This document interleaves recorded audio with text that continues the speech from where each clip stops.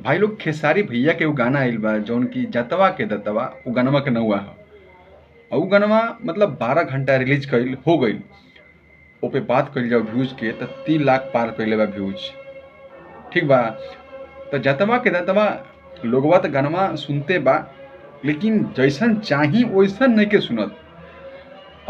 हमरा लगा था कि कंटेंट जोन बा नु तो ठीक से बनावत निखन लोग, कंटेंट में दम नहीं खे, यही से गाना मतलब इ लोग के रीचवा जोन बा नु कम हो जाता।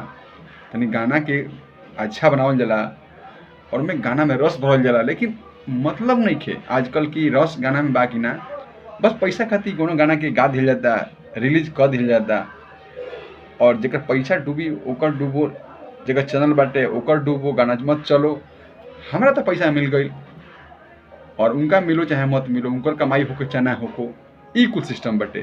तो ई चीज़ पर ध्यान देवे के बा, तबे जाए कहीं ना कहीं और हमरो प्रॉफिट हुई, तोहरो प्रॉफिट है और समाज में वो अच्छा संदेश भी जाई। ऐसा ऐसा गाना बनावलो, लेकिन अब उतना दम नहीं कर रहा गाना में।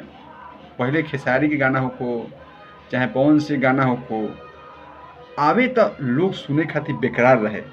लेकिन दिक्कत ये बा कि लोग गाना जौन बा तो कहीं ना कहीं 4 दिन में गाना आता, 3 दिन में आता, कबो कबो तो रोज रोज आता।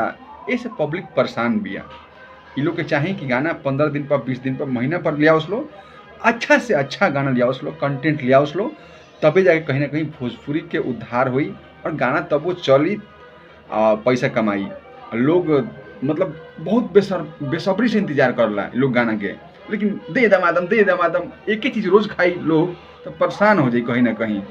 तनी वेट करा के थोड़ा इंतजार का मजा लीजिए। आपने सुना होगा गाना, तो वैसे ही थोड़ा इंतजार करवा के अच्छा गाना दीजिए, बेस्ट से बेस्ट।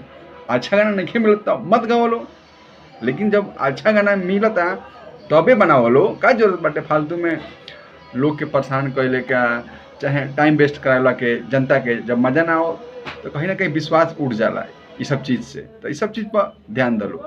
बाकी धन्यवाद, नमस्कार। आप देखा तनी अर्जुन भोजपुरिया 95 के चैनल पे नया बनी तो सब्सक्राइब करके जाए।